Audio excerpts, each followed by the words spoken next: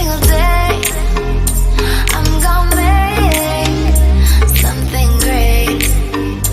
That's my way. Every single day I'm gonna make something great. That's my way. Today we are going to talk about the optimal towing speed for your Model X with Caravan.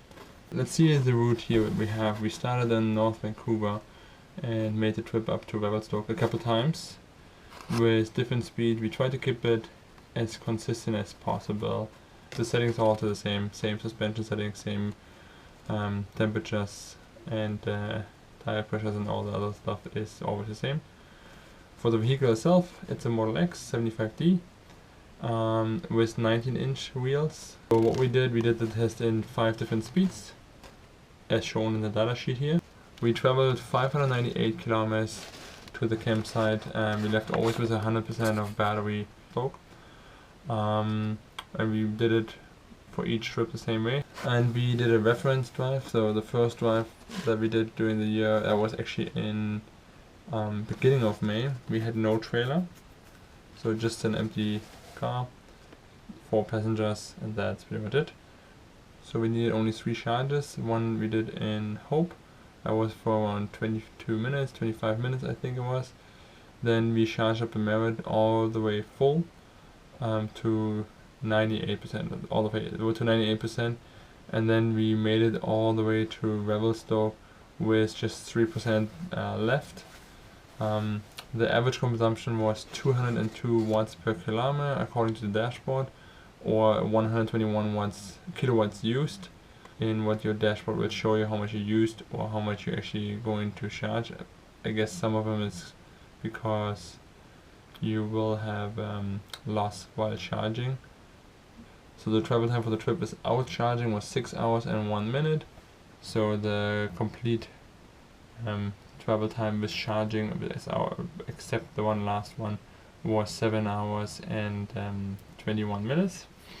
No, 7 hours 18 minutes. So the average cost per kilometer came out to 4.5 cents per kilometer, just using the supercharging network. And this is based on our model 75.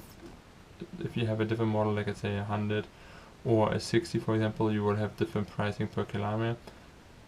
So the whole trip costed us $30, and we drove an average speed, including charging time, of 83 kilometers. Now let's start with the fun part.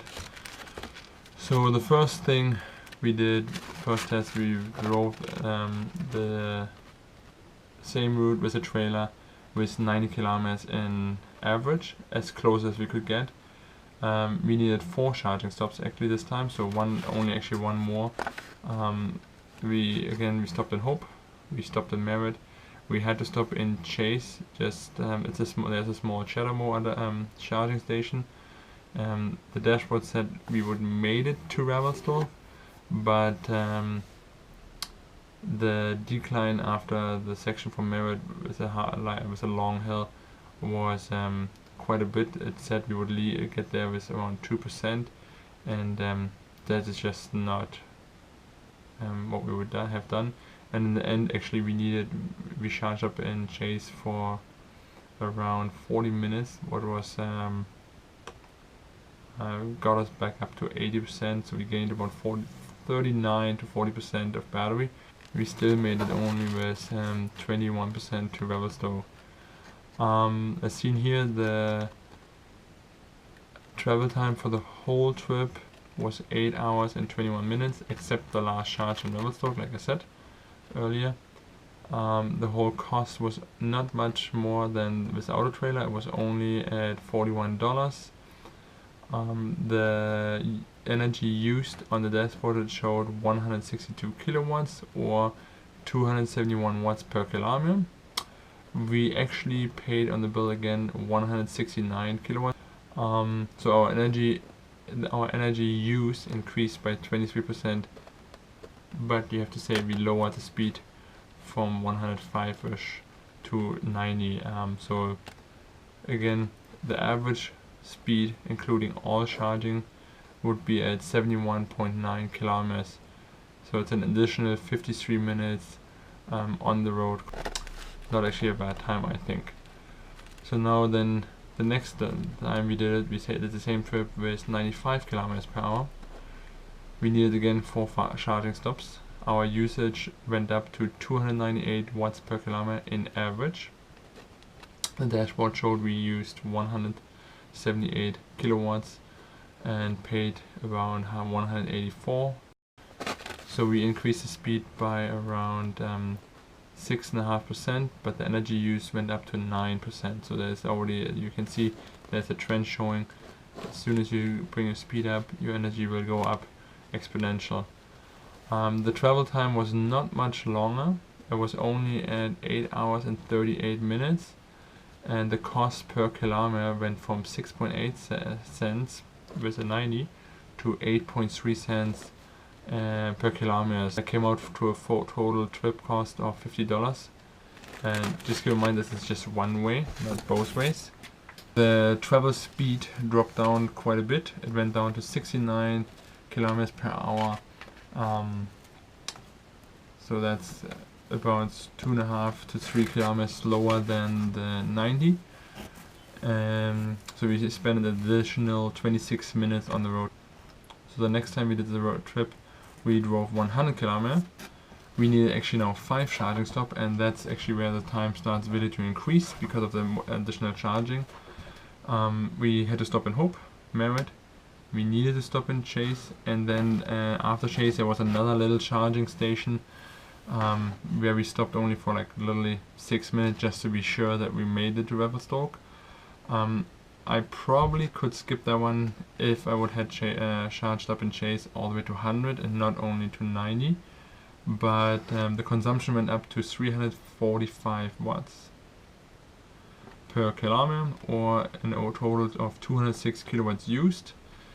And then we paid for 215 kilometers if you combine them all together on the bill. The increase was 27% of energy now, so it's quite a number.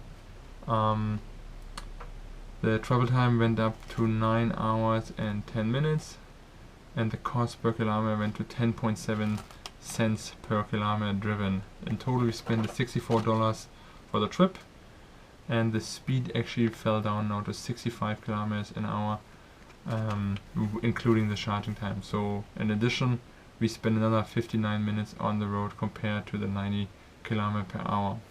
So actually now you can say we drove 10 kilometers faster, but we got there by almost 1 hour.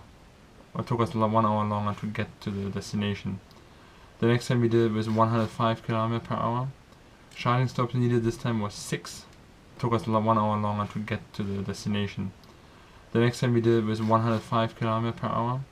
Charging stops needed this time was 6, just because the consumption went up quite a bit. The main part is the Kukkahala is quite a hill, and then from Merritt up to Kamloops is another huge incline.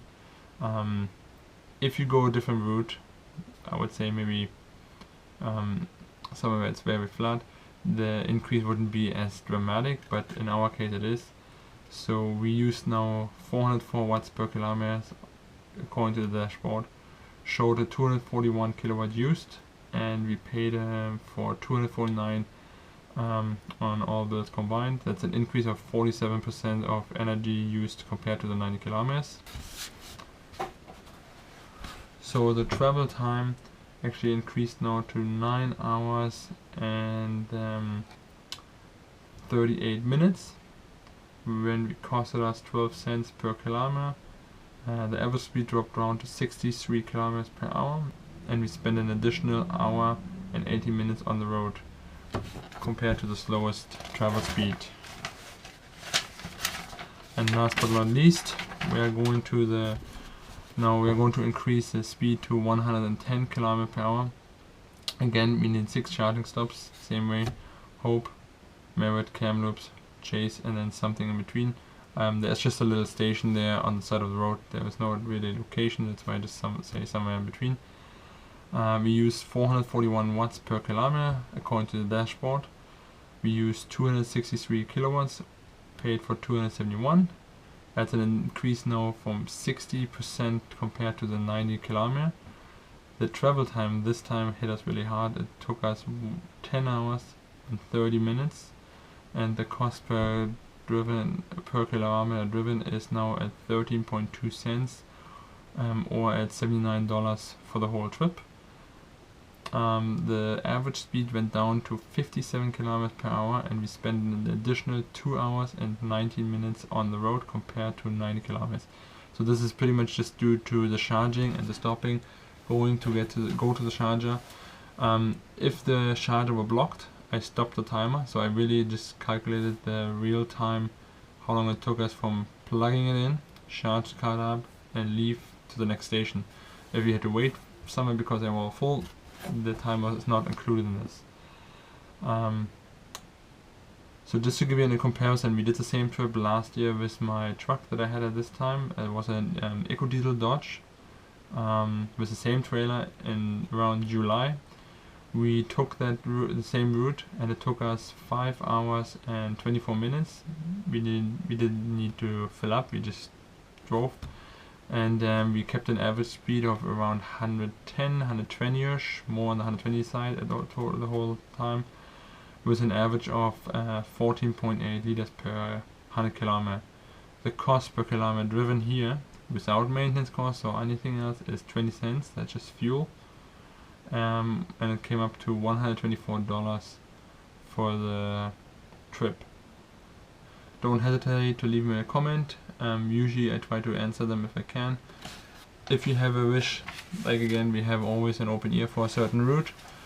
The next big route that is planned, that we are not doing multiple times, is from the west coast here in Vancouver all the way down to LA. We want to go hit. We are going to hit probably. We're going probably to drive the Highway 5 section till we hit San Francisco. Go over on the 101 down to Pismo Beach. We want to camp out on the beach, and then down into LA. And then on the way back, we will see. Maybe we go through Utah or something else. We will find out. So I'm probably going to make a comparison video as well, and a consumption test, and see how long it actually took us to travel that time, how many stops we needed, and how much different it is than what we did usually, or we used to do with the truck. Thanks for watching, and hope you enjoy your day.